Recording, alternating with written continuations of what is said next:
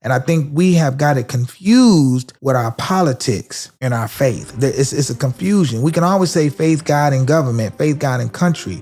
But do you live that? Because if you can't say you live that when our communities are the way they are, it don't make sense to me.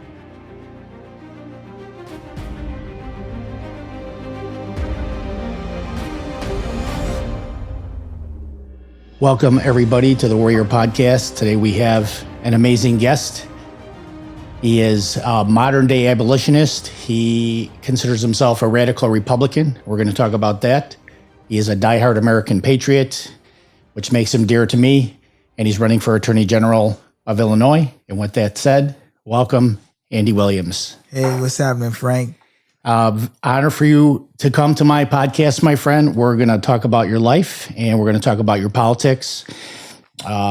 So let's start out kind of at the beginning. Where were you born? Tell me a little bit about your childhood and getting into adulthood. Got you. I was born in Aurora, Illinois.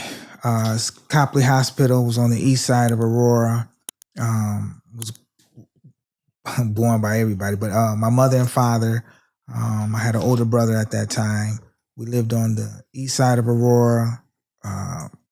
Where is it by? Off of Farnsworth. It's a dead end, not a dead end street, but it was like a off the side street. At the end of the street, it was a junkyard, Rural Street. That's the name of the street. Had a ravine in the back of the house or something, like a creek. It was a creek in the back of the house. A big backyard, small little house, real small. Couldn't have been no more than, I'd probably say 700-800 square feet, you know. But my dad and mother separated when I was 2. And then I stayed with for the most part, me and my brother stayed with my father. Then my father started dating another lady, German lady. People call her white, but her national origin is German, so I like to stick to that. I got you. So that's what I stick to. And that's who I was raised growing up, me and my older brother. Then we had 2 younger brothers. I went to vacations every year, 1979. As I was turning 7, the oldest out of the 2 younger brothers, it was his first Christmas, and we went to Germany. So I was in Germany for the blizzard of 79. For those that know, I was in Germany. Let me backtrack you. So your father and mother split when there was just you and your older brother, or was there another child born, or were the children that came after from your father and stepmom? So the children came after was from my father and step. Okay. When it was just me and my older brother. Gotcha. My family line is me and my older brother, same biological mother and father. I had 2 younger brothers, same biological father, but my stepmother. Stepmom, gotcha. And then I got 2 younger sisters, same biological mother. So that's how it is. I gotcha. I totally follow that. So do you guys all stay in touch with each other? Y'all get along? Or? I get along with everybody except my 2 younger brothers because they transitioned. They passed away. So oh, wow. That's what I Yeah, sorry to hear that. Yeah. And then your stepmom, you get along with her too? My stepmom, she's my mom, so I really don't have a stepmom. She's my mother. I gotcha. I just got 2 mothers, you know. Yeah, I'm I gotcha. fortunate with that. Well, another mother, because my wife now, her mother, Miss Mary, she's a mother too. Yeah, when you have a golden mother-in-law, there's nothing better. Right. So my mother-in-law is 94 now, and she's the rock of the family. So that's good. All right. So you grew up predominantly with your dad? Yes. For the most part, all the time. I just grew up with my father. I didn't really have no growing up with my mother. Something to do with her. She felt in her heart this was the right thing to do, and I respect that. You know, it was tough growing up, I guess, but you know, as I get older, I was like, man, my life turned out pretty good. You know, I didn't think of it back then, but it did. So with my stepmother, I grew up with chores. So Saturday morning, you got to get up and dust. It was, you know, get the chores done. I had school clothes, play clothes. Every year before school would start, we would go to Sears, get some, 5 outfits, go to Kenny Shoes, get the gym shoes, and then the school shoes. I had to change when I came home. I had a very disciplined life growing up. I played the violin, the saxophone. We had a piano in our house. I had my own room. Not in the beginning, but I did. And back then, I just thought my stepmom was like Cinderella's mother. She was very disciplined. She was the authoritative figure in the home. That's because my dad worked. He had his own construction company, so that's all he did. He just went up. I mean, he worked 365 days a year. Wow. And that's what he thought he had to do to provide. That was what he thought. So he wasn't doing it intentionally. He just thought, hey, this is what I need to do. And so that's how, we grew up. Again, I felt like it was horrible. But as you grow older, you're like, nah, this was dope. I really had a great foundation. So once my mother and stepfather separated, I got involved in gangs, which I always thought they were cool, especially in grade school. But my mother was not having that. She seen the little shoestring. I used the dye, the food dye, because she would bake her own cakes. Like for Easter, birthdays, my mom would bake the cakes, and I would see what she would use with the food coloring to do it. So I did that, put it in the shoestring. I was one of the first people with Pumas because they came from Germany.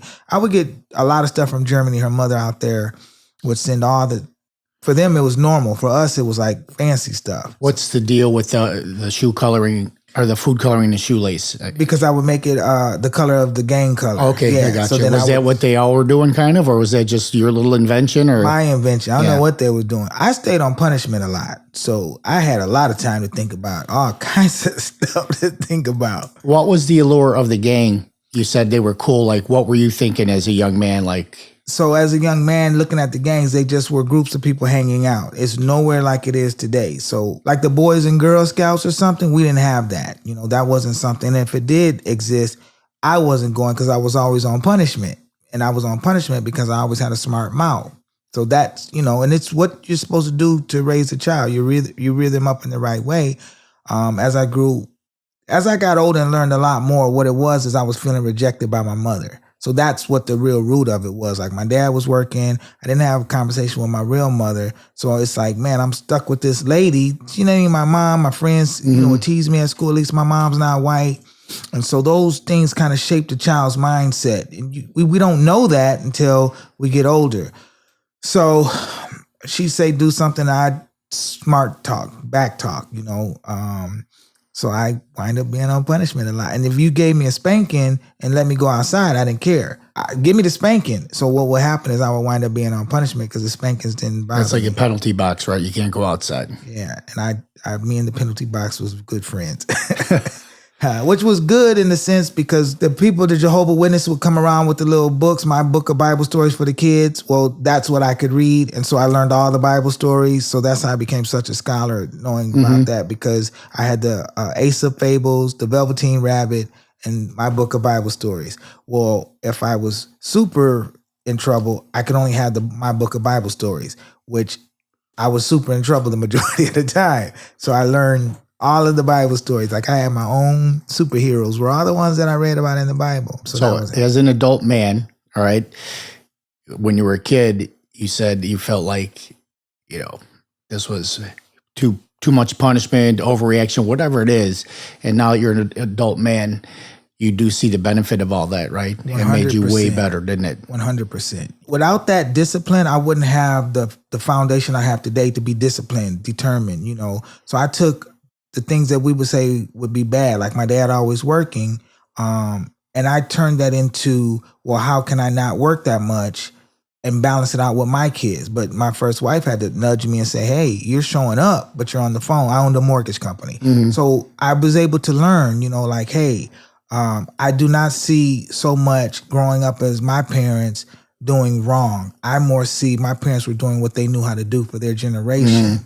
So I don't get to judge them for them doing the best that they could. All I can do is say, I learned from that, love them, and what can I do to do better? And I don't always get it right. I got 2 stepchildren, bonus sons. I still don't get that right all the time, know? Yeah. So it's not easy. Yeah. So, I want to touch on a couple things you said, but like for parenting, I've done a lot of thinking about parenting and what makes a good parent. All right. My mom died of a heroin overdose when I was 18. She was a terrible mother. But I know parents who've done a great job and the kids didn't make it through childhood. They committed suicide or they, drunken driving, whatever. And crappy parents, me in particular, where the kids turned out okay. So it was like, what is the key component to parenting is that the millions and millions of decisions we make on behalf of our kids. And I thought, no. And I boiled it down to two things. The first thing is you have to live your life in such a way that you want your children to live their lives. Because if you live your life like an asshole, they're going to probably turn out to be assholes. So to your father's credit, somewhere in your little mind, watching him work, he probably gave you a work ethic, Right. you know, and your mom, your German mom with the discipline, you know, so they were walking the walk, you know what I'm saying? Right. And the other component is you have to feel, your kids have to feel that they're loved unconditionally, even when you're sticking your boot up their ass. Right. So those are the two things I think. If they believe they're unconditionally loved, no matter what, and you're living your life in a way that's to set the example, that's the best you can do. And that doesn't guarantee the outcome either, Right, you know? right. So, But what it does do is, as we all go astray, it gives you something to come back to. Because when my mother and stepfather separated, when my stepmom and father separated, then I got involved in gangs.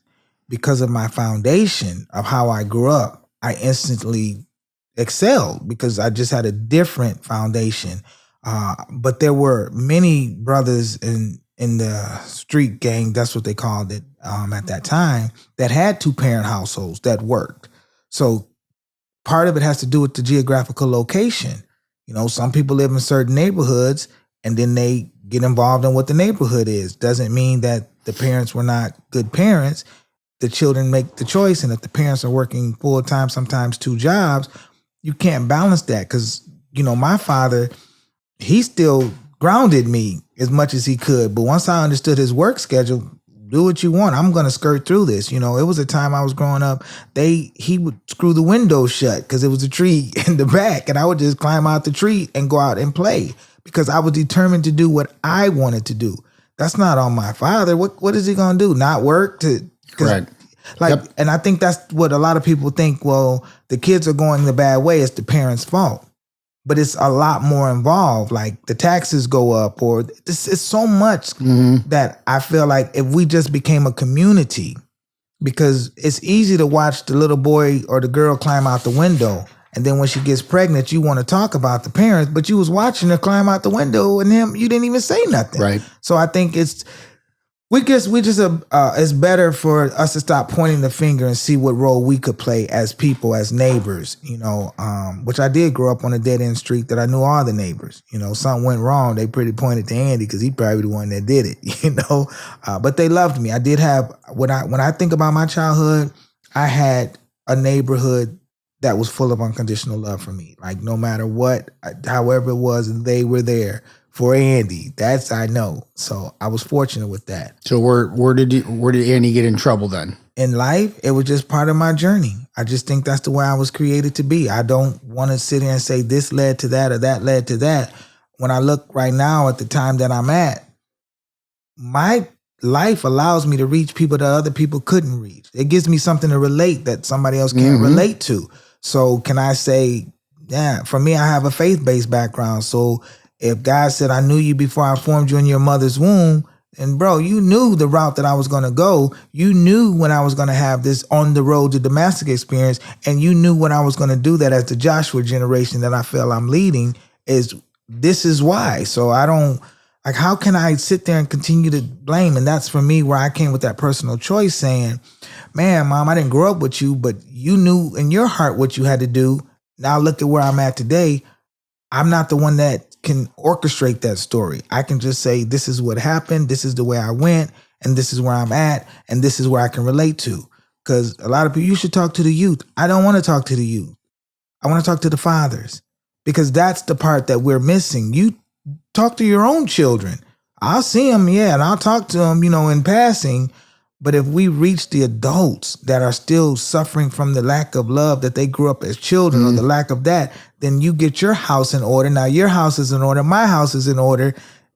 This is how I think we should do it. But people, houses are out of order and you're trying to raise my children? Get up out of here. And that's an issue with DCFS right now. No, you can't come in here and parent the way that you think it should be done. because even their stuff has fallen through the cracks. So not to get off, but that's Yeah. So this could be a whole nother podcast, but I believe that the dark forces that are bearing down on us all, I do believe Satan has controlled the world since the beginning, and he's gaining momentum right now. One of the things that happens in our society is taking the man out of humanity. They're taking masculinity away, and there are a lot of males out there, dads and hardworking men. They, to your point, they need a boost. You know what I mean? Because it's their responsibility to keep the house in order. So that's one of my side missions. Let's rock. Yeah. All right. So, do you want to talk about where you started to get into trouble when you were growing up? I think it just evolved. I was already getting in trouble. So what's the worst trouble you got in then? I don't know if there's ever the worst trouble I got into, but I want to tell you the most disrespectful trouble I did is my father had a change jar, like old coins and stuff in there. I didn't know the value of them. So since I can't go out and cut grass and do the things that I want to do, because I used to deliver newspapers, I had cutting grass, I would clean people's house, like all this stuff to do little, chores to get paid, wash people's cars. Now I can't do that. I need money. And I took his old coins and just spent them not knowing they were of value. So that was like the worst thing that I could have ever done because I didn't know. But other than that, I don't know. I broke in the neighbor's house, took the Walkmans, stupid stuff, would steal from the stores. For the most part, I'd say, even though I was the way I was, I still respected a lot of elders. Like that is what I did. I was a altar boy at church. I did sign language. So every holiday like Easter or Christmas, we would go to the nursing homes and do sign language, like do the Lord's Prayer, Jesus Love, just songs. And I was a part of that. I part of the young people's department at church. Went to Minnesota. Like the whole way I grew up seems like, how did you get onto this path over here when it looked like you should have been over here? And I don't have no way. I made my choices and decisions because I did. Like I can't point to something very specific. Throughout the whole, as far back as you can remember, were you strong in faith, or did you have times where you were and then you weren't? So my strong in faith was, with me being on punishment, I could go to church. So that's where it was at. Like I had fun at church. We go to the nursing homes. I get to go to Chuck E. Cheese. So it's like, well, we're not going to interfere with your going to church, Andy. So strong in faith, like in what? I was always on punishment so I could memorize all the Bible verses. I had nothing else to do. Right. So, what I'm saying? Like me saying that I knew God the Father personally like I know now, I always believed in it, but I didn't have that personal thing like how I feel now. Like it's very intimate now where I live off of that. That's my daily bread. Back then I believed in it, but not to the depth of where I'm at today. I had this kind of similar transformation too. You're going through the motions and praying and stuff, but then something happens and you're like, oh, and then you see him and feel him all the time. Right. I believe we're in this dark society we live in, getting darker, that there is an awakening. People are now deeply turning back to God, and I think this is all part of the divine plan. Yeah. And we're here to be part of that, right? Yes, we're here to push back against the darkness. All right, so in your bio, it said something about the Department of Corrections. What is that? My stepmom and father separated when I was in the 8th grade. So now all of a sudden I'm not getting picked up from school. Different things happen. I'm acting out in school I'm acting out in school now because I don't have that boundaries that I had before. So in 9th grade, I wind up flunking 9th grade, which, I made it to the districts in 2nd grade, 2nd place in the spelling bee. Like I had homework and it was looked over. So I was very smart, all A's and B's growing up. Like there was no such thing as a C that didn't even exist. So in 9th grade, when I flunked, I was embarrassed, not because I flunked, but because I had to go back to the freshman homeroom. And I'm like popular. So I was like, this is not going to work. And I just said, forget, I'm not going to school no more. So I had to get through that season of always lying to my dad. Lying what, that you were in school, but you weren't, or? Yes, but I didn't have to say I was in school. I just had to keep the schedule where it looked like I was in school, So that's what I was, I learned the game. That's just what I did. And then finally he was like, somebody said they seen you here, son. Because my dad owned his own construction company. He would have different jobs all over. And then finally, I don't know, it just came out. Who knows? Where did you hang out? I mean, did you during school hours? Back then, who knows? Somebody was getting suspended, or somebody was out of school, or I was at the mall. I got you. Or just sometimes I was at the library. I would show up at school in the morning, hang out across the street. Sometimes I didn't have nowhere to go, didn't know what I was doing, and just free for all. I kind of think now we're talking about it as like Cain when he got kicked out. I mean, after he killed his brother, he was wandering in the wilderness, and that's probably what I was doing. But then my father kicked me out the house, and so I moved to the west side of Aurora, Jefferson Courts. And one of the young kids was like, "Oh, these guys is in a gang, they bother me."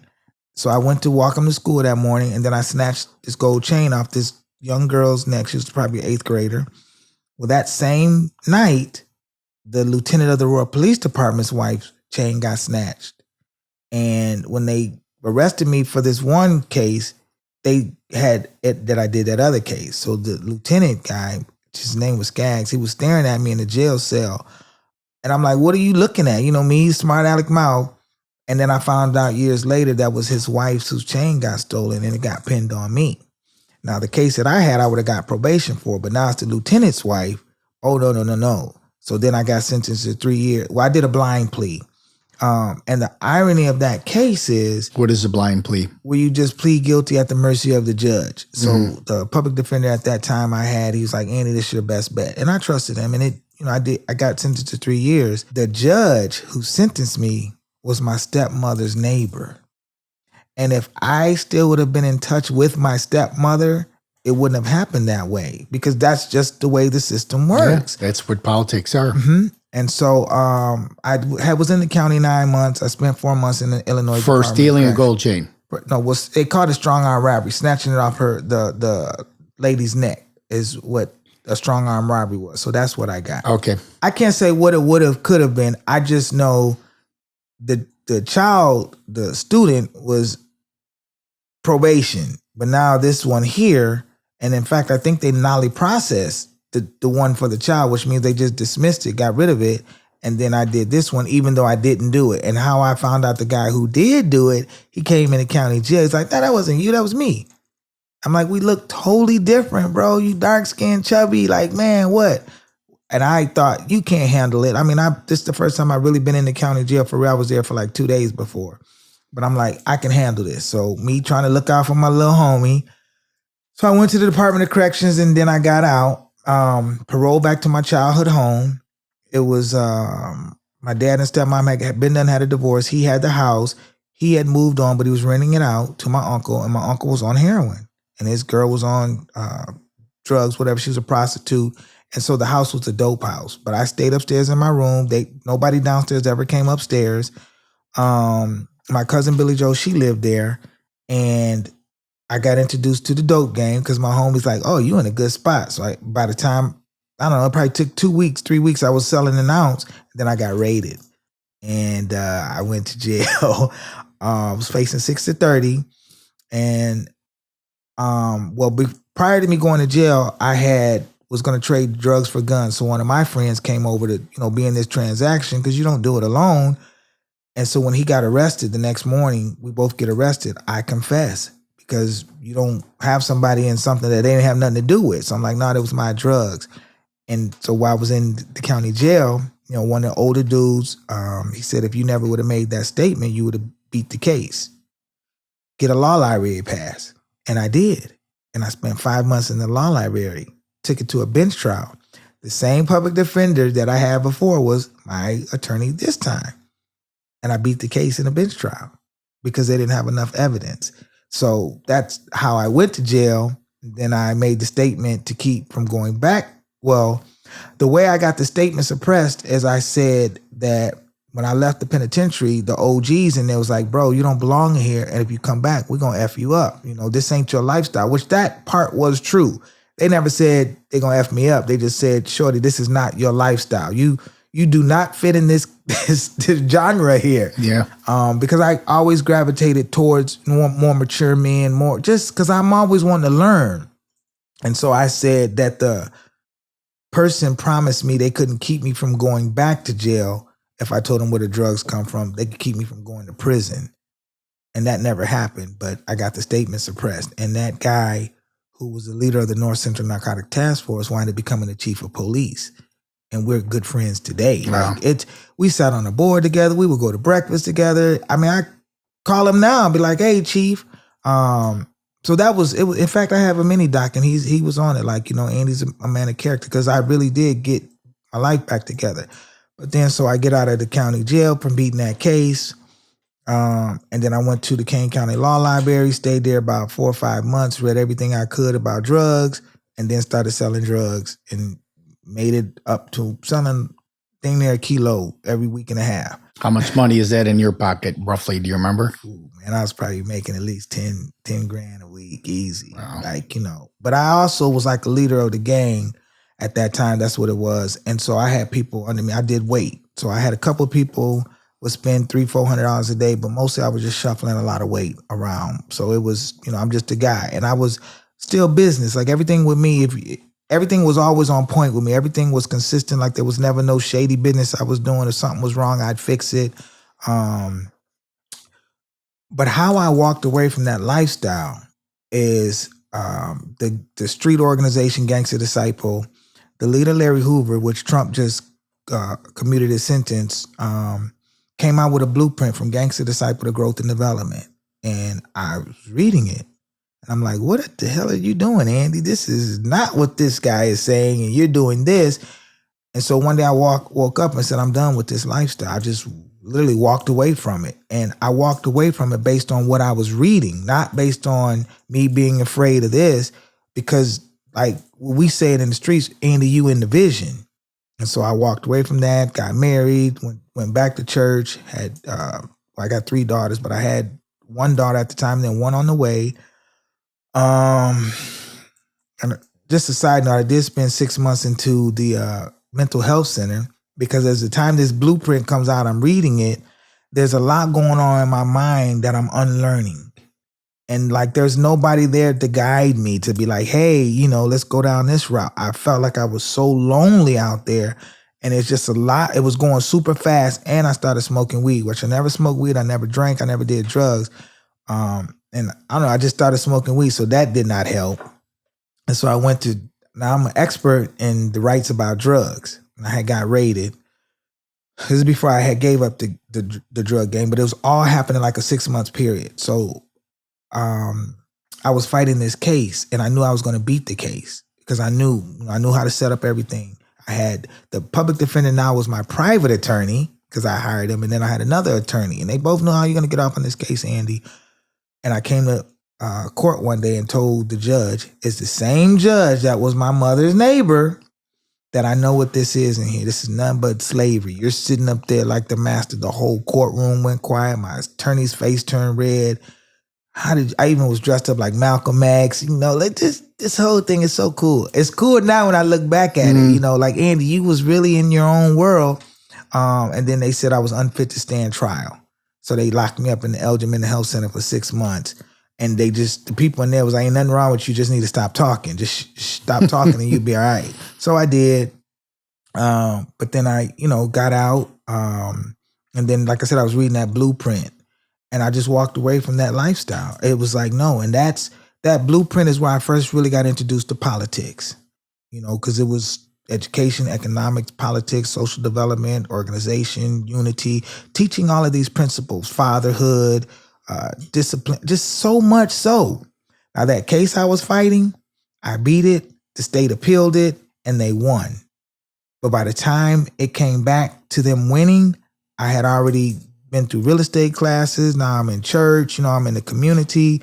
And then the judge, which was my juvenile judge, Judge Braca, gave me probation. And like, we never heard of that before. Like, hey, that was a good break, right?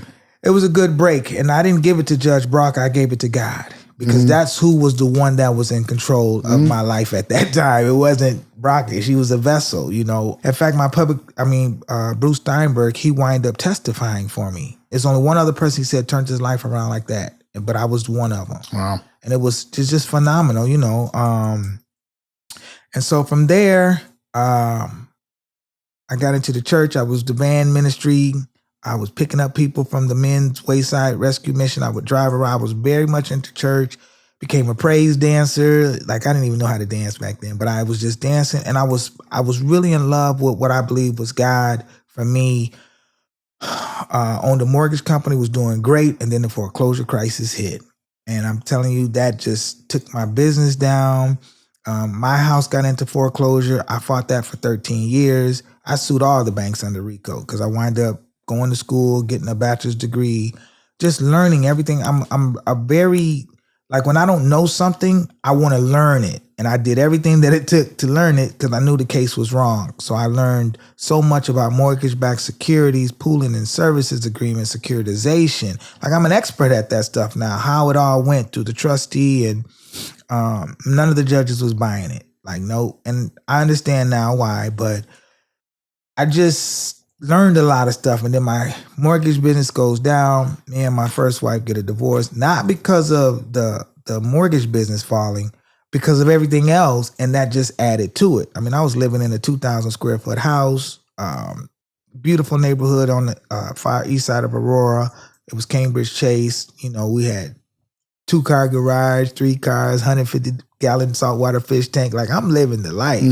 All legit, though. You know, nothing was illegal about my life at that time. And one time when I was financially hurting, I went to one of my buddies in the streets. I was like, man, you need to put me back in the game. He said, never. What do you need? He said, you're the only hero we got out here, bro. Wow. We ain't gonna let you come back to the streets, man. You know, like, nah. So that's awesome, man. That's part of the stories people don't know. They think like your homies is always there, and they are there for you. True friends is there for you.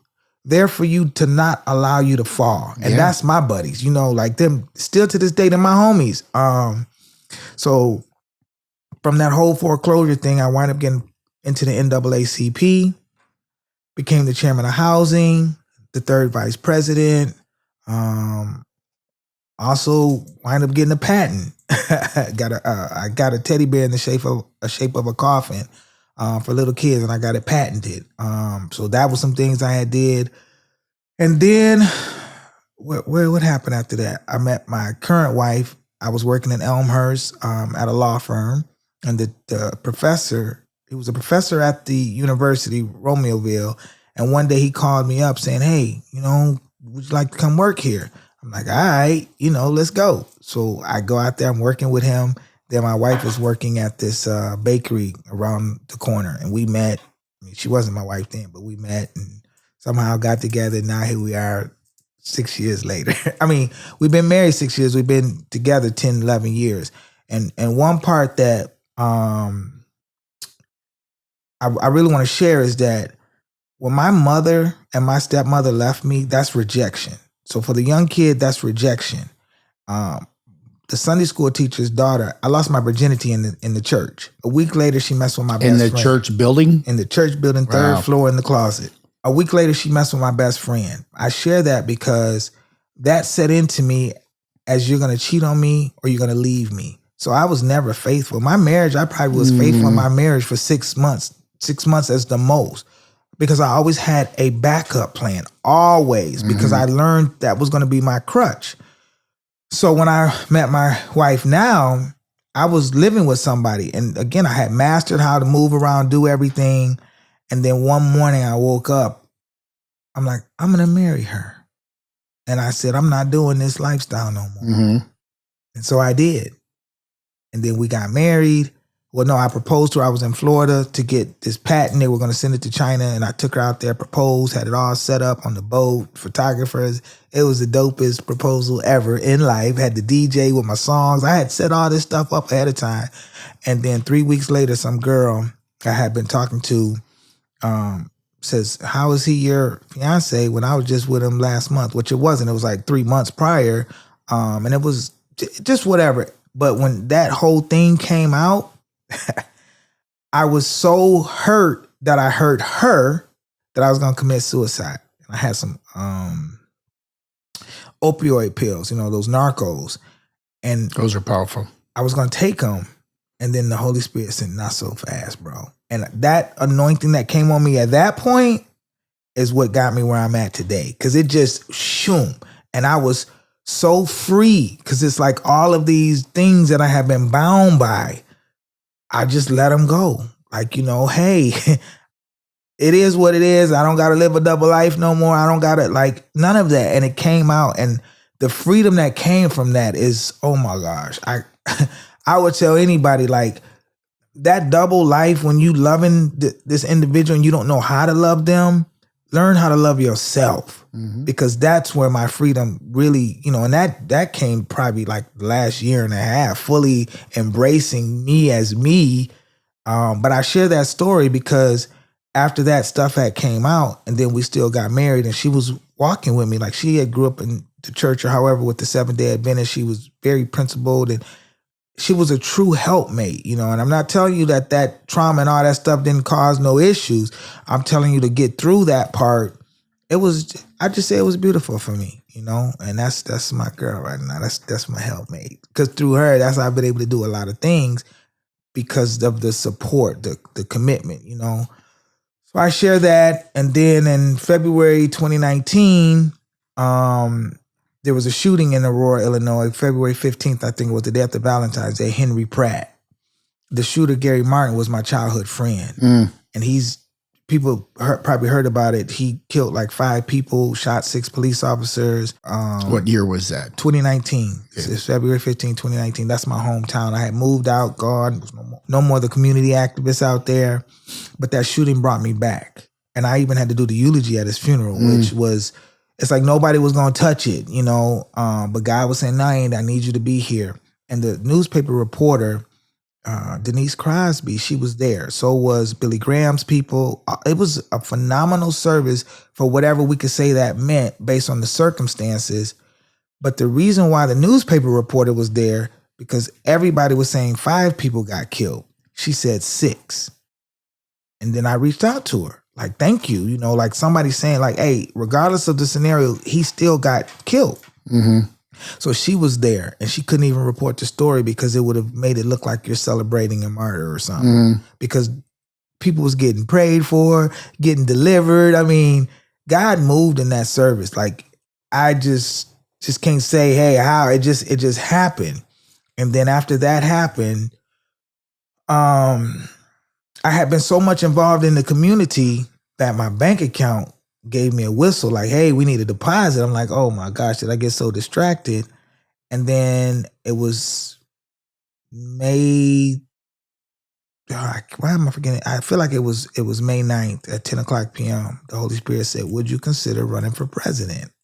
I'm like, what? Okay, cool. Let's do this then. So I ran for president in 2020. President of the United States. Uh-huh. I did not know that. Yeah, I ran with the Libertarian Party. And that's when COVID came out. It's a lot that I learned.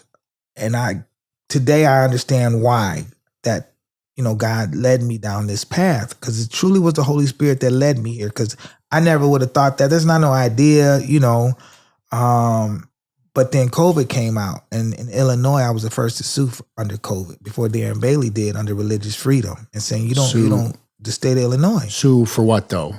Mandating for the mandating and infringing upon our rights. And I said, you can't force a vaccination. You can't do these type of things because you don't have that authority. And even in the statute, it tells you can't make somebody take medicine based on their conscience. So I sued under religious freedom.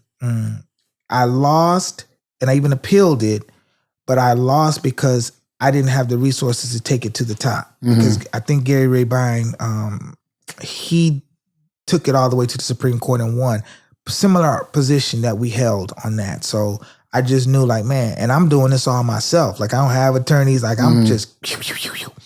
And so after that happened, with this whole COVID mandate thing, I don't even know what I was doing after that. I can't think right now. But 2024 election comes around, and I'm talking to my wife. Now, there's a lot of things that I've learned through this process about my rights as a man. They don't come from government. Like, I'm studying a lot of this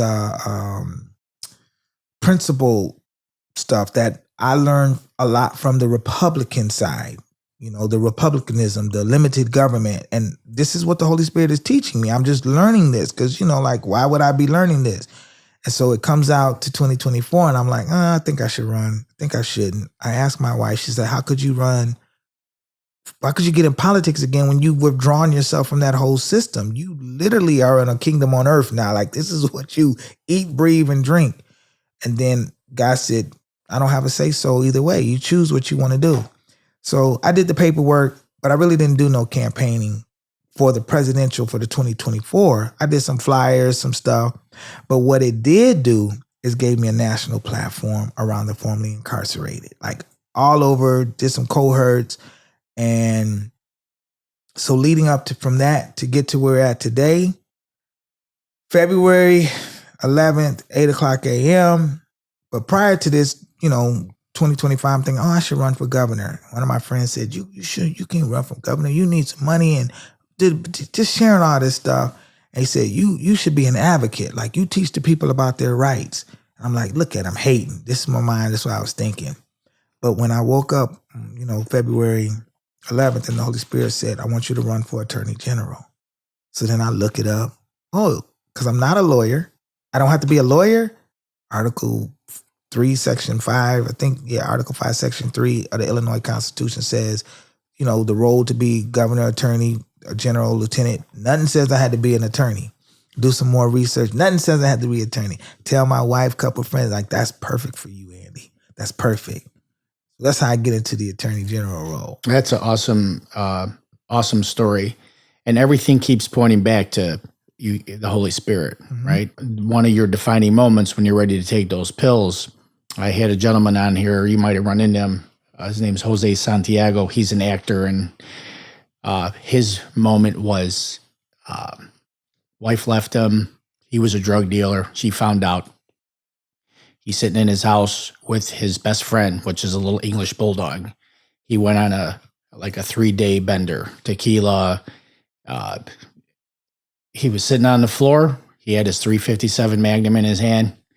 This is it. The gun didn't fire. And at that moment, his phone rang. And he looked at the phone and he's like, I don't know that number. And I don't even know why I answered the phone. And I answered the phone. And he goes, as soon as I heard the voice, I recognized it. And he said, it was my best friend from high school that I haven't seen in 20 years. He went on to play professional baseball right out of high school. And the first words out of his mouth, I said to him, man, why are you calling me right now? He goes, are you okay? God told me to call you right now. At that moment, he pulled right out of it. He goes, they talked, he prayed with them, and he goes, that was it. I bounced right off the bottom. That was... So that is the come to Jesus moment, Yeah. Once you have it, then your drive to do all the things, your purpose comes to you. You know what your purpose is. You know what I mean? And you don't even have to, there's no question about it. You're like, yeah, it's go time. I got to do what I got to do. And that's how I feel about the Attorney General race. I've sued about gun rights. The case is in court right now. I sued about COVID. I've sued about the slavery with the penal system. I sued 31 states doing this. I have a traffic stop that happened in 2019. It's been 5 years. I'm still fighting it. The short story is my wife, the truck is in her name. She's Puerto Rican. I'm in a neighborhood right by my grade school that I went to school. It would probably be like a different gang territory. Well, it was back then. Not to me now, and the police, profiled me. They were never even behind me. They made up some story. And so the stop lasted an hour. They altered the video. I mean, it just turned into a whole mess, and no evidence of nothing. I mean, I could go through the whole story, which it'll all come out eventually, but then I wind up suing 22 defendants for this unlawful trafficking scheme that you're doing. You overthrew the Republic. You violating the Supremacy Clause. I just lost that case Wednesday in the 7th Circuit Appellate Court. The reason why it is so ironic that I lost the case, not besides the trial in Kane County, Aurora, because I was found guilty for not using my turn signal 100 feet, but not guilty for coming to a complete stop. Same two offers testimony. It's a legally inconsistent verdict. It's impossible that you can find me guilty on one and not guilty on the other. What part of the story did you believe then you didn't believe? Either you're credible or you're not credible. So then that violated due process. And so now this is violating due process. The judicial officers are violating their oath. The state's attorney is violating their oath because under Rule 3.8 of the Illinois Code of Rules of Professional Conduct, the role of the attorney is to protect the rights of the people, including the defendant. So you knew that the evidence that they were giving you was altered. You knew, like I'm showing you all of this stuff in front of you, the phone records, just so much. So now they're violating their oath. That becomes a malicious prosecution. And in the end, you find me $400. It took us 4.5 years to get to trial, maybe about 4 years because of COVID and some other stuff. But here's a guy telling you that's principle, that everybody, the mayor of Aurora, Richard Irvin, you my friend, I used to work for your law firm. You know that this is bogus. But God did. That's the point. Because now I'm not the candidate that's saying, vote for me, this is what I'm going to do. I'm the candidate that's showing you this is what I've been doing. This current system, and this is not Democrat or Republican, this is politics. You have overthrown the republic. That's what you've done. Not Republicans, the republic, which is a limited government, which aligns with the scriptures. So one side you're saying we love God, and the other side you're saying crucify him. You're going to have to pick a side. You're not going to pick, we're not doing this lukewarm thing. And I always say now, I'm a kingdom candidate before I'm a political candidate. This is about a kingdom on earth. That's why the whole movement is about this love thing. You know, love is what moves us. And if we don't have a love for ourselves, it's impossible for you to love your neighbor. And if you love yourself, that's because you believe God dwells inside of you. That's the love that I'm saying. You first chose me. You allowed me to go through this journey because you know I'm not going to back down. We're the Joshua generation. What is that, the Joshua generation? So Moses, he didn't make it to the promised land. Well, he had one protege. His name was Joshua. And so if you know the story, there was 12 spies that went to go spy out Canaan land. So out of the 12 spies, they go over there. It's supposed to be the land flowing with milk and honey. The 10 spies look at the giants and they like, we look like grasshoppers in the side, comparing ourselves to these giants. So Joshua and Caleb like, I don't care about those giants. Did you see the size of the grapes? Oh my gosh, it's flowing. It's this, because they measured their giant up to the God, not to the giants. They knew how big God was. They didn't focus on the giants. So then Moses and that whole generation don't make it to the promised land. But Joshua and Caleb comes in. And so Joshua, he divvies up the land to the people, hey, we're going to set this straight. But he knew who God was, upright, righteous, man, just, solid dude. Well, after that Joshua generation, we don't hear nothing no more. And so we're the Joshua generation. We bringing back that movement now, and not in word, but in deed. And so the thing here now is there's still people here in the Moses generation, and some people in the Joshua generation are not honoring the Moses generation because for me, we've been indoctrinated into thinking, follow it this way. And I'm saying, no, there's things that's positive about that, but then there's things that's not positive about that. And I'm not going to take this not so positive to magnify that just to get into here. I'm not doing that. If God has called me to be the attorney general, God, you do it. You asked me to run for president, so you knew I would understand the system. You knew I was not going to come in here and want a position of power. Because you're an elected official, you're the servant. You don't get no power. We got to reverse that curse. Yep. And when we say, well, I believe in God, but your fruit don't show that. I believe every candidate that's elected has violated their oath some way or another because you serve the people. And this legislation that you're passing is infringing upon our rights. That legislation is unconstitutional. But how we have all these lawyers, and you look in the book of Luke and it says, woe unto you lawyers. You have the key, you don't go in, and then you don't let nobody else use it. And that's what I feel happened last Wednesday when they denied it. God did that. You didn't do that. God allowed that traffic stop to happen. You didn't do that. I know my Father. He's saying, no, son, I allowed these things to happen to you so you can make my name great. And his name is love. His name is not like I want to punish you. The Lord disciplines those who he loves. He also says, vengeance is mine. So I'm saying, God, then you do the vengeance. But if people think that I'm saying that to say that there's times that I don't want vengeance, I'm not saying that. I'm saying this is the way I'm trying to move. But I'm not telling you I always move that way. I'm not trying to be perfect. I'm not trying to be perfect. I'm righteous is what I am. I'm a righteous man like Noah was. He was a righteous man. Didn't mean he was a drunk, whatever. So what? And I think we have got it confused with our politics and our faith. It's a confusion. We can always say faith, God, and government, faith, God, and country. But do you live that? Mm-hmm.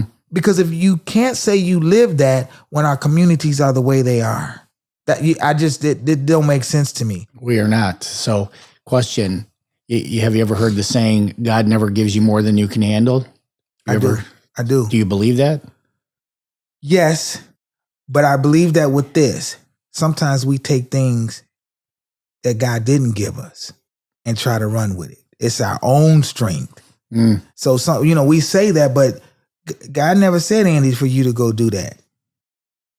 Why are you doing it saying, God, I'm going through hell? Well, you chose. I didn't tell you to go do that. I didn't tell David to go mess with Bathsheba. He did that. So don't come crying to me now that my laws are saying the first baby got to die. Sometimes we see God that is good. When everything is good, it's God. When everything bad, it's the devil. Nah, bro, that's not how it rolls with Andy. It's good because it's good. God, you led me here. Why can't I count it all joy that I've been through prison? Why can't I say, okay, Lord, you kept me when I was in there. Yep. I could say that, right? Mm-hmm. You kept me from taking them pills. I didn't have no control of that. Why can't I say that was good? Somebody else may say that's a bad testimony. I can't say that no more. I'm not trying to take on the world. I like your spin on that. When people tell me God never gives you more than you can handle, I go, there's a caveat to that, because some people, they don't make it, okay? Right. So life overwhelmed them. Life overwhelmed my mother. She died of a heroin overdose. The caveat is God never gives you more than you can handle if you have faith in God. Right. Then you will have the power to get through. Right. It's when you lose that faith or don't have it, then life can overwhelm you. It isn't God who's overwhelming you, though. Right. So. Blame the right one. And sometimes we got to take the authority for our choices and decisions. And I feel like we're so much like Adam. Well, it's the woman you gave me. It's the woman. No, Adam, you did this. And that's why I said earlier, I don't want to reach the young children directly. Indirectly, yes. I want to reach the fathers, because if we can wake Adam up again, and Adam can walk in his authority, his purpose to be the priest, the king on this earth, dominion over the land, not the people. God never gave us dominion over people. Yes, I believe that we need correction. 100%. That's why it's correctional facilities. And that's why I'm rocking with the Sheriff Mendrick, who has a correctional facility in the DuPage County Jail. Mm-hmm. That's a correctional facility. So if somebody says, well, why you won't support this person? Because we're in a mission-based movement now. That's why. This is not about electing who's most, not for Andy. You don't elect me because you think I'm popular. You elect me because here's my track record. Here's my resume. Let the record show. This is what I'm doing, irregardless of what happens on March 17th. And that has been the complication. I don't know how to separate the two because this is who I am. All right, let's dig deep here, okay? Because you know what you're up against more than I do, and I know what you're up against. First of all, you use the word profiling, all right? I have a lot of police officers in my family and a lot of clients. I'm a realtor. They're taught to profile. Mm-hmm. They look at you and they make assessments. Every time I have a cop who becomes a real estate client, the first time they meet me, they're freaking profiling me. Right. And every time we get to the closing table, I always tell them, I remember the first time you looked at me, you were giving me the up and down like I was a criminal already. And they go, hey, man, that's just how we're training. Are you concealing and carrying? So is in this profiling is one of the big flaws is it's still racism. So again, it's it's not a difficult subject for me. I don't see it as racism. I see it as implicit bias. What race? I'm running a race for an election. There's no race in the Bible because that's my blueprint. And I know we've been taught race. Race divides when we look at it, skin color. Yep. I say it's just an implicit bias because this is what you've been taught. This is the training and policy. Not every police officer is like that, though. No, I can call sheriffs up right now on the phone. I called the old chief of police. I mean, he's copper tone. I don't use black and white, but he's copper tone. But I'm saying that to say that it's ignorance that separates us. And we have the ability to remove the black and white. Now, I have police officers. I've been in a situation arguing with my wife and they come and they ask, what's your name? What's this? We didn't call you. Nobody's hurt. Move out the way. And they moved out the way. Okay. I know the chief of police. That's not why they moved out the way. I'm saying I know the chief of police, so I know he's probably teaching them the right way, as opposed to, I think, some other training that may not be the right way. So I don't look at the police officers as being bad people. I look at people making bad decisions. And if you're taught to make a decision that you think is right, it's still wrong, even though you've been taught that. And that's why I feel like there has to be accountability that brings in deterrent. Like you said, I'm looking at you, this my mob man right here. We thinking Donnie Brasco, the Godfather, bring the pasta, right? Is that me being biased? Yes, because I've watched these movies. Does it mean I hate you? No. So if you see me riding through the neighborhood, man, that's dude run the plate. That don't give you a reason to stop me. That don't give you a reason to make up something. Right. That's the part that I'm saying. Now, if somebody's speeding through the streets, you stop them. But why does it have to be that they were doing something wrong? Why can't it be my wife just fell down the stairs, she's pregnant, she's on her way to the hospital? Why can't it be why can't it be something else? The first thing, because we're taught this. And now I'm saying we got to renew our minds. I love it. I want to share a story with you. My cousin Al, he's in his 70s. He's a retired Chicago cop, and he was in the gang stuff and had all kinds of drug stings. And he's a real even keel guy. And he goes, I never had to shoot anybody. You know why? Because I talk to people. I show them respect. So at the time, we were having all of these perceived racist things that cops were doing. And I said, do we have a problem with racism on the police forces? And this guy's a retired veteran. He goes, amongst each other, he goes, when we get in the car, we're all blue. It doesn't matter if you're black, white, yellow, purple. We are one.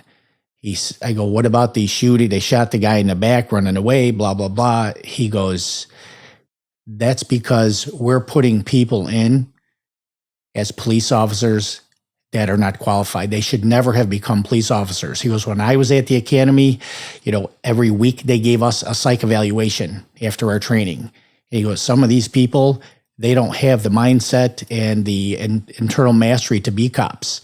And he said, I love my veterans. He goes, but some of our veterans that were in combat, all they want to do is shoot people. They were not qualified either. He goes, we're putting the wrong people in the job.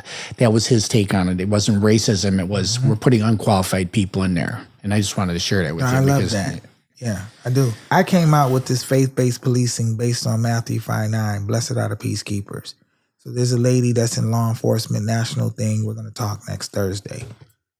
And it's dope. I already got the little things. It's like Chicago one, Aurora one, and the Illinois State Police offset Matthew 5:9 with little hearts in them. All right. So that's awesome. And when I was saying to you before, I know what you're fighting against, better, but politics by its very nature, going to the beginning of time, even in scripture, it brings out the evil nature of man. And my contention is the want for power and wealth. Once we get a true taste of wealth and power in our brain, it's like heroin for our brain. We cannot turn it off. So, and then the mind will morph into a psychopath. In other words, you lose your humanity to increase your wealth and power. And then you'll get to a point where you have so much wealth, then it's all about power. And that's the world we live in. that we've always lived in. So now you're trying to swim upstream in this cesspool of crazed people that are just addicted to this wealth and power thing. Like, if you are the white hat, right, and you get up there and you swim upstream, you really have to freaking watch your back, because you're a threat to this system, right? You're not part of this club. You know what I mean? You know what I mean?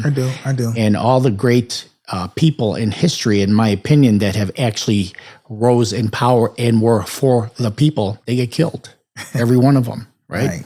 So that's what I'm saying. You got to watch your back. You know this already, but I'm just saying it out loud. I appreciate that. And when I look at the story of Christ, he had 12 disciples. Even one of them was a Judas. Okay. But he knew who Judas was. I'm not running into this attorney general race by myself. God has sent me some disciples with me. Nice. That's what he's done. So there's people campaigning. I love James Mendrick. I know his lieutenant governor for 18 years. I want him to win. Not because he's the sheriff, not because but because I see the work he's doing. It's 4.5 million people in Illinois with a conviction or a record. He understands rehabilitation better than anybody else. The 2016 opportunity zones that was passed under the Trump administration, that's where you invest in the marginalized communities. I don't call them marginalized communities. I call them opportunity zones, because that's what they are. So now you got the wealth of the wicked that's been stored up for the righteous. Not saying the people that has wealth is wicked. I'm saying the wealth of the wicked. So wicked comes the wealth. You see, it's 327 opportunity zones in Illinois. We take Mendrick's model. That's private dollars. We're not using the people's money to do this. It's private dollars. Well, indirectly we are. And now we make Illinois free again. That's not on the ballot. And I know enough people that will implement that, regardless what happens. I told my wife, and I share this now, if I didn't win the primary, which I'm about 99% sure I will, it's the Lord's will. That's the desire of my heart. I no longer have the same desire to be the attorney general. I would love it because of what I know I'd be able to do with integrity. But my calling has really surfaced just in the last few months because of where I want to campaign at: the county jails, the senior living facilities, the bars, and the homeless shelters. That came out last week after the Kane County Fair. I was talking to somebody and it came out. I'm like, Dad, Dad, this is ministry work. This is dope. Because that's where I'm really at, is setting people's free. Now, the attorney general role is to be an advocate and a minister of justice. Well, that's what I do every day, all day anyway. So it's natural for me. And I say, if God be for me, who can be against me? I'm not concerned when the enemy comes in like a flood. He will raise up a standard against them, because that's his job. My job is to let the Holy Spirit lead and guide me and teach me in all truth. So I'm going to do my role, Father. You do your role. You watch my back. I'm going to make sure I make your name great, establish the covenant with the people again for your purpose. And that's why I'm not worried about all that other stuff. Baby, I want to get a Winnebago with my wife and let's tour. Let's get a little villa in Spain, be there 4 months out the year, find a warm place. My wife loves to be tanning all the time, beach. Let's live. That's what I want to do. Now, if God says, son, I want you to do this 2 years or 4 year bit, because you get elected into politics, it's like you in prison. It's a bit, unless you come with your homies. So now we can have a party. When I say a party, I mean, well, it's really freedom. And it's a guy, Mike Murdoch. So I got different passes for everything, like a few of them. Tommy Tenney was for worship. That's how I learned worship. Mike Murdoch is wisdom. He made wisdom his principal, assignment. And so that's where I even started reading the most through his books. And then Tony Evans for discipleship. I got some other, but them pretty much my favorite three. So I bring up Mike Murdoch because he gave this story one time. A kid was in school drawing a picture. He said, I'm going to draw what a picture of God. He said, ain't nobody never seen God. He said, they will once I'm finished drawing this picture. And that's how I feel about Illinois or the world. We see all the darkness, the bad. It's like we don't see the light. Well, I'm finna paint this picture, y'all. Let me show you what the light is. I'm going to show you that when we was in Sunday school singing that song, "This Little Light of Mine, I'm going to let it shine," I'm going to show you what that light was. Because that's what keeps me moving, that joy of the Lord. It's like, man, God, this really going to happen. And this the generation it's going to happen in. Well, what if it don't happen? Well, that's your focus. I'm only focused on it already is happening. Because I wake up. That's what I do. I wake up, and that's what I'm going to do every single day. I'm going to do. And I love it because it keeps me motivated. It keeps me moving in the right path, the right direction, to say, yeah, one time I wanted to live in a house. I had a house like this. I wanted to live in a nice neighborhood. Now I'm just cool with a condo and a gated community with a pool. And don't have to be a gated community. I just need a neighborhood. That's it. I just need a neighborhood with a pool. That's what I want because I don't need all the rest of the stuff. That's it. Many books are written about, in philosophies about living in the present. Mm-hmm. In my book of life and in my book, which I'm going to give you a copy of, I talk about the two knowns. We only have two knowns. We have our past and we have this present moment. We may not live the next second of life, right? We could take our past and we could twist it into a nightmare, right? Our perception could be, I had a terrible everything, and then we create a victim mentality, and then we ruin the present. Or we can take that same data set of our past, like you just did. You talked about all the trials and tribulations you had. They're all blessings. You made them all blessings, right? So now that past becomes a foundation where you can carry the banner of Jesus, and you're strong. So, so that's my thing on the past. I want to quickly you have these bullet points on your some of your promotional material, and let's just cover them real quick what your thoughts are. And I am in agreement on every single point, and I'm not a political guy, but I am somebody who looks at our rights as their God-given rights, right? And our governments are continually infringing on them, especially in Illinois. One of your bullet points here is protect traditional family rights. What do you mean by that? We get our rights from nature's God or creator. They're both the same for me. So in order to naturally reproduce, you need a man and a woman, okay? Now, I'm not opposed to what anybody does, how they do, because that's your private business. My little brother, he was gay, let's just say for a better term. That's what he was. I love my little brother. He committed suicide too. So the other one did from an opioid overdose. He ran himself into a ditch, I love my little brother, okay? My little brother, if he was with another man, he couldn't naturally reproduce. Gotcha. So when I talk about protecting family values, it's naturally reproducing is what I'm saying. A 2-parent household with a man and a woman that can naturally reproduce a family. That's a traditional value. You're trying to kind of protect that. You want that to be in existence, right? We don't have to get too political, but our whole society is based on the family unit, which the best way is mother and father, right? Right. I'm saying that to say I also respect other people's freedom of choice, but your freedom of choice does not infringe upon my freedom of choice. Amen. That's the difference. You are whatever you label yourself are, that is your choice. I don't hate you for that.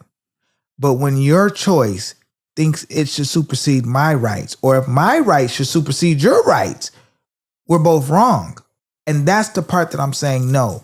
And I'm also saying that the government doesn't have no right to infringe upon any person's right. You don't pass legislation to support abortion. That is the wrong thing to do. You know why? Because when you pass legislation to support abortion, what you're doing is government-sanctioned killings. And if you do that, then you can't offer somebody else the death penalty. Because which one is right? You see? And that's the mindset of, I believe, elected officials getting into business they don't have nothing to do with. That's a private matter. When we deal with family rights, that's a private matter. Period.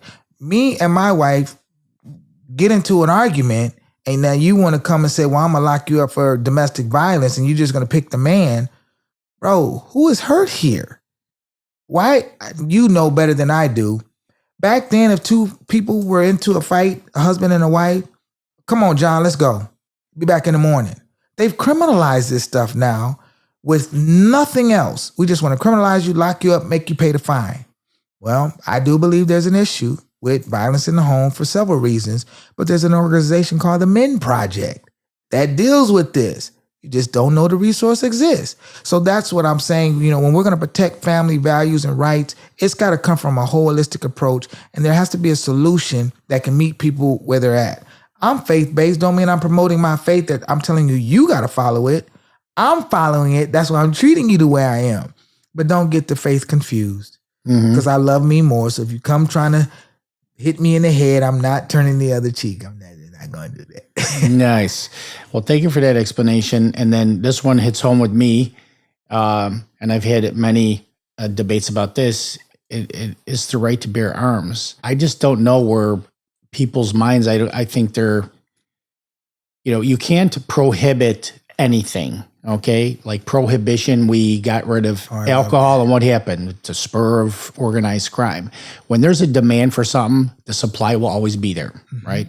So if, they could ideally snap their finger and there'd be no guns in the world and never going to be any guns in the world, that might be gun control that works, right? Right. So nobody has them, but you can't get rid of all the guns. We don't even know how many guns are out there, and the criminals are always going to get the guns. This is my opinion on gun control. So now I lose the ability to protect myself, right, with a gun, and the bad guy still has a gun. How does that work? And then I just learned this statistic. The last 55 school shootings, every single shooter was on some kind of psych medication, 100% of it. And we'll argue about it's a gun problem, but isn't it more of a societal problem? And, these psych drugs, the number one side effect is suicidal thoughts. These things are supposed to be helping you. You know what I mean? So that's where I stand on gun control. And I told my sons, if they ever pass legislation in this state where they're going to take our guns away, I'm going out in a fiery blaze. So if you want to stay here and stand ground with me, but I will not let that happen. I thank you for what you just said. One of my brothers just called me from jail. Well, during our podcast, he's in Iowa. He is a member of our ministry. So how I operate is, if you're a member of my ministry, I will walk with you. I'll take responsibility, disciple you, mentorship you. That's what it is. So he got caught with a possession of a firearm by a felon. He was at his job. The mother of his girlfriend, she's a little off based on what he said. She said, my daughter's over there. He's not letting her leave. She wanted to get her cats. Police come. It's 11 o'clock at night. He's hearing some shuffling outside. It's 11 o'clock at night. He grabs a gun and he's, trying to see what's going on. They peek through the window, see him standing there with a gun. He gets arrested for possession of a firearm by a felon. I say, look, it's unconstitutional, right? First of all, you're not a felon. You're one of the people. So that's unconstitutional. The second thing is, the only reason why you're saying felons should not have guns is because you're labeling the word felon as being dangerous. Well, that's not fair, because if you're a mental health person, a court has to adjudicate you to see, a competent court for that matter, to see if you're a threat to yourself or others. So they are entitled to due process if you're labeled a mental health person. But if you're labeled a felon, you're not entitled to due process. So he takes it to jury trial. During the jury trial, right when they're picking a jury, 3 people walked out and said, he's an American citizen. I'm not for this. Pissed off, got into an argument with the judge. He gets found guilty. Now, he didn't know nothing about his rights in January when I started working with him. He's like one of those people that decided to learn, not just take my word for it, learn, read everything that I gave him. He said he never would plead guilty. He took it to trial and lost. Well, you already know how I roll. God is saying, no, I did that. I allowed that to happen because we're going to do something. Because what the judge said is felons never had rights that were protected by the Constitution. So you didn't really call him a felon. Your implicit bias said, which he's biracial for whatever that means, but he's natives and Negroes is what you really were saying. That's what I took it as. And Trump issues this executive order saying people have the right to bear arms in their home for self-defense. You're saying he doesn't have the right. Well, Trump is labeled a felon. And I can't think of what he said when I wrote that in there. Mm-hmm. But and I share this with you openly, the Holy Spirit is the one that leads me when I'm writing. So I know that's what it is. And that brother in there has a different relationship with the Lord because of this. He said, he was in jail before for something, a burglary or something, and his brother said, hey, connected us to, and I sent him some money on his books.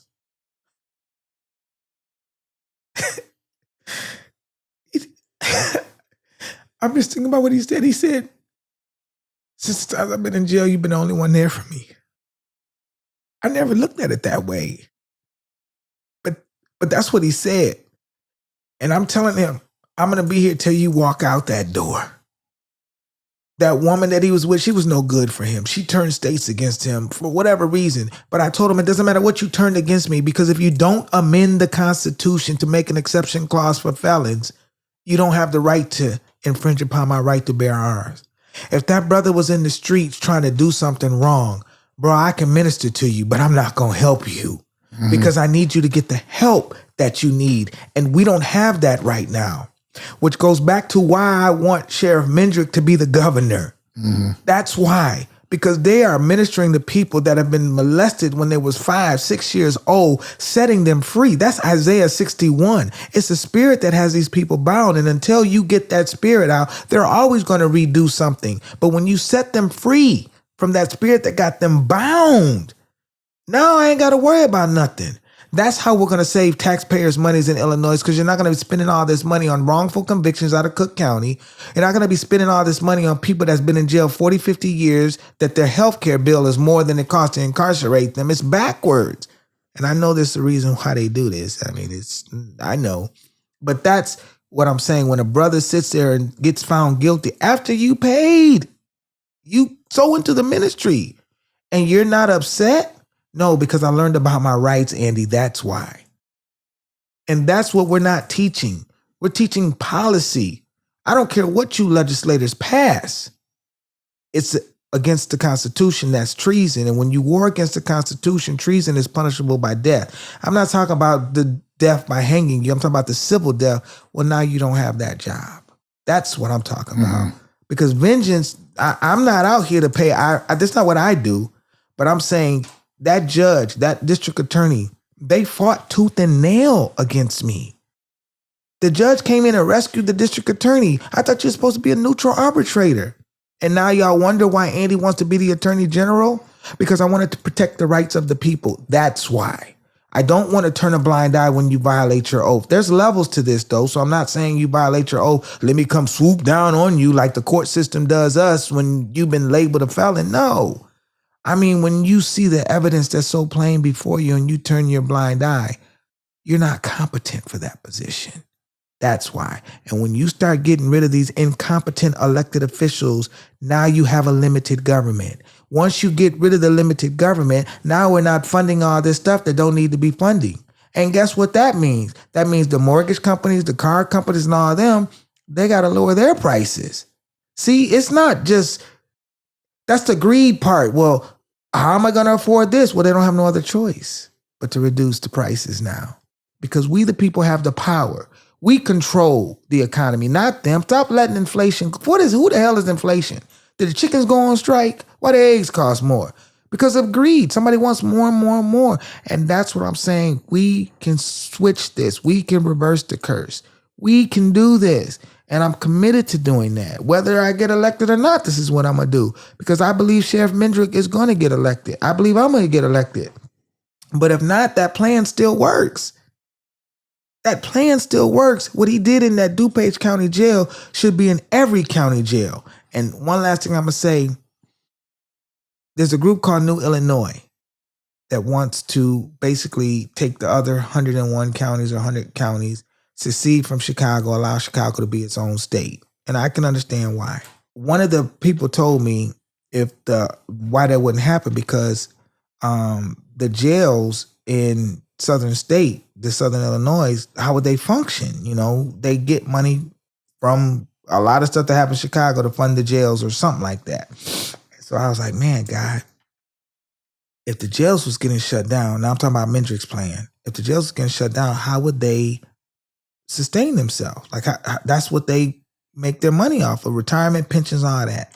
God said, turn them into vocational schools. And if you say, I want to work at the vocational school, the ministry, the healing, the empowerment center, you keep your same pension or you can retire. And now those failing jails that have mold in them, that are raining through, that are rotten, dilapidated, tear them down, use the land for something else. But those other ones that are still available, some of them will be actual correctional facilities. Some of them should be mental health facilities, okay? And then some of them will be vocational empowerment centers. And then we can be like Montana and we'll be a self-sufficient state. So it doesn't matter if the feds give you money or not. We have enough resources here in Illinois to sustain our own self. We just have, in my opinion, the misguided leadership. If you're a billionaire, and I am throwing the shots. If you're a billionaire, what did you do to get there? And how come you can't do that same model unto the people? Or maybe you are. I don't know. Because in order to get that, you have to have free labor. There's something that you have to. No government gets to say, I'm going to pass a $55 billion budget and you're going to pay for it. No, the hell we not. What you thought? We created government. Government didn't create us. How did the created have more power than the creators? We got to get back in our rightful positions as a republic form of government, as where the people have the power. It doesn't matter if you're a Democrat or a Republican. If you swear an oath to uphold the Constitution, that's what you do. And that's why, the party matter shouldn't really matter. What should matter is, do you have the authority to do that? No, you don't. And that's what the Attorney General does. We don't need no more legislation, bro. That's just the truth. We are legislated out. And definitely no more taxes. Most definitely. So, and I write about this in my book. And this is why I think in the absence of Jesus coming back, what we're doing here, we're abiding by our own moral code, which he gives us. Mm-hmm. And it almost doesn't matter the outcome because we're staying on Christ's mission, right? But like I tell this story in the book, and this is a simple way to understand the nature of people. I was a part of a restaurant owner. We had the busiest restaurant in Orland Park. We had 2, 3, 4-hour waits on a Friday, Saturday night. We had a lady who worked for us as a hostess. She was an executive secretary. She was a beautiful 40-year-old woman. She was the beast master, man. She could handle the people. She was the right person for the job. And when we'd have one of these 3 or 4-hour waits, somebody would walk up to the podium and say, I don't have a reservation. Can you get me in? And hold out the $50 handshake. And this good person who had good moral backbone, who was working 2 jobs to take care of her children, she will take that man or that party to a table, creating a situation of unfairness for everybody, right? And if that good person, that hardworking lady taking care of 2 kids, will take a $50 bill and do something that is unfair for all the other people waiting, what do you think happens as you rise in power, right? More people come to you to do favors. They give you bigger perks. And I tried to explain this to my boys. I have 3 adult sons. When Illinois, for instance, wants to fix a section of 294, they put a bid out, okay? So any construction company can come in and bid on the job. And I know all of this stuff because my godfather was in the mafia. So he taught me about every dollar is getting skimmed. So what happens is, the bids come in, and the winning bid, there's always some fluff in there because they know that if they get picked, they have to bring a suitcase of money and other various perks to the decision makers for winning the bid. So what happens? They have to build in the bonus that they give back to the politicians so they have a higher price, right? Because they have to make their profit and they have to have enough money to give back to the politicians, put it in their pocket. So essentially, taxpayer payer dollars goes right into the politician's pocket, and we pay a higher price for our roads. Illinois has the highest priced roads, I think, in the country. That's human nature. And that's why I said, I know what you're up against. You can't change human nature. You can just get in there and agitate the F out of them. You know what I'm saying? So, Well, I agree. I love the story of the Israelites. They didn't make it to the promised land. I was like, y'all too old. You're stuck in your way of thinking. You're not going to make it. And that's what I feel is happening in Illinois. I feel like God's hand is saying, you know what? We're not doing that no more. I got some disciples down there that's willing to stand up, some kingdom ones. And you're not going to make it because he has the final say so. He has the authority. And again, I might just be a little childish with my faith. I believe God is saying, I've been waiting for these cats to get together. Frank, Andy, connected with Jim. Jim. I call him Gymnasium, but that Jim. And then James Mendrick, Dr. Robert, Ken Henderson. You know, this is some people out here that's not moved by the wind blowing. Mm-hmm. Okay, that's what it is. And I know Illinois seems like there's no hope. Then if you don't believe there's no hope in Illinois, I'm going to respectfully say, stop preaching in your pulpits on Saturday and Sunday about Christ. Because if you're preaching hope, but don't believe there's hope, it's not something wrong with the people, something wrong with the teacher. Mm-hmm. And that's the issue that I have when it comes to this. I'm a marketplace minister. My ministry is in the marketplace. We will, if this is the Lord's will, we're going to be buying a building, but not the way ministry has been seen. I want to disciple people. I want you to discover your purpose. You know, what is your dream?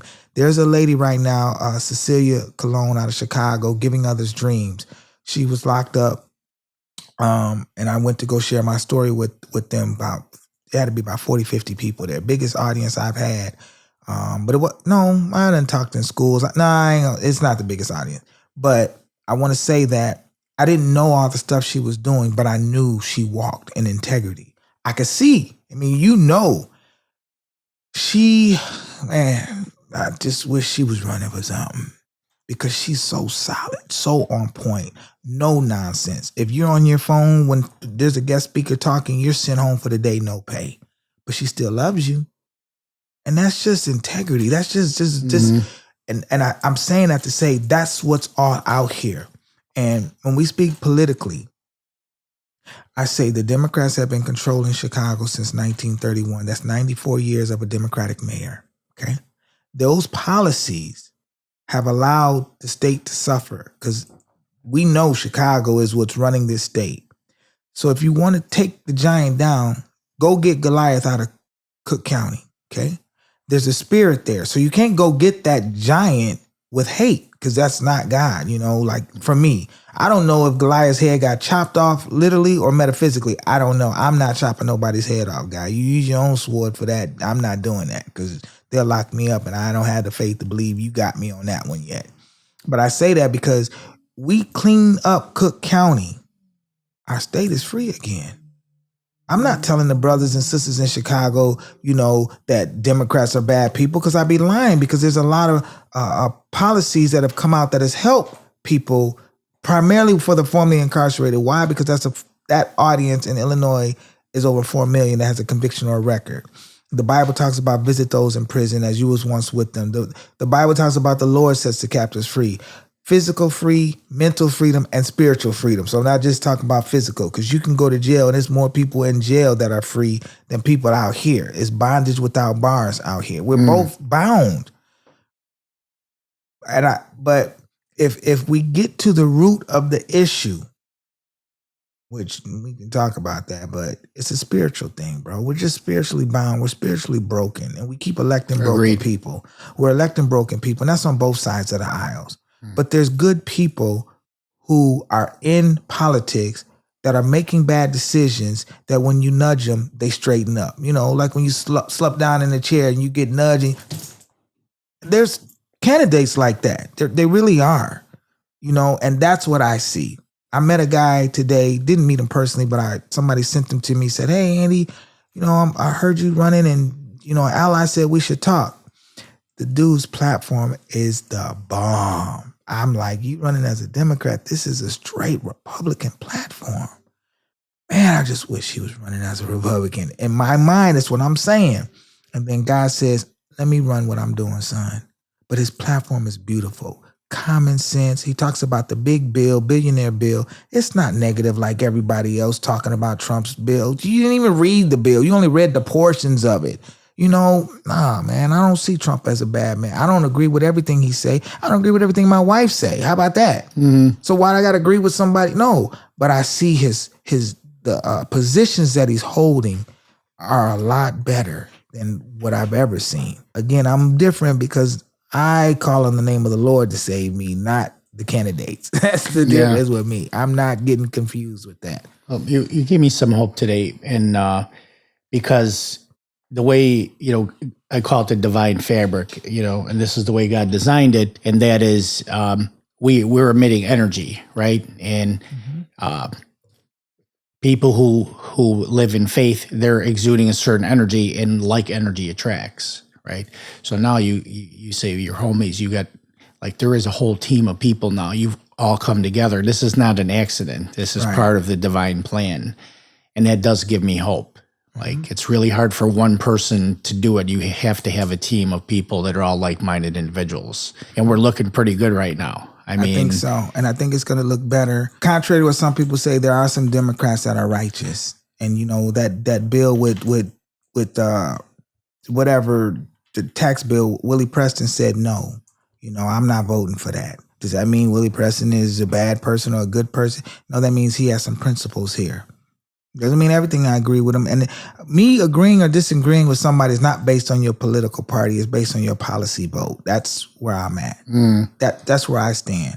But let Andy be the chief legal officer. It's going to be, man, listen. Illinois was the first to ratify the 13th Amendment. It came out January 31st, 1865. Senator Trumbull, it was a Republican governor, Oglesby. And January 1st, 1865, February 1st, Illinois was the first to ratify the 13th Amendment, which abolished slavery. That's why I talk about making Illinois free again, because the taxes, it's a form of slavery. The $150 sticker on your car is a form of slavery. The fines and the fees is a form of slavery. Somebody's allowing that to happen. That's what I'm saying, make Illinois free again. We're going back to 1865.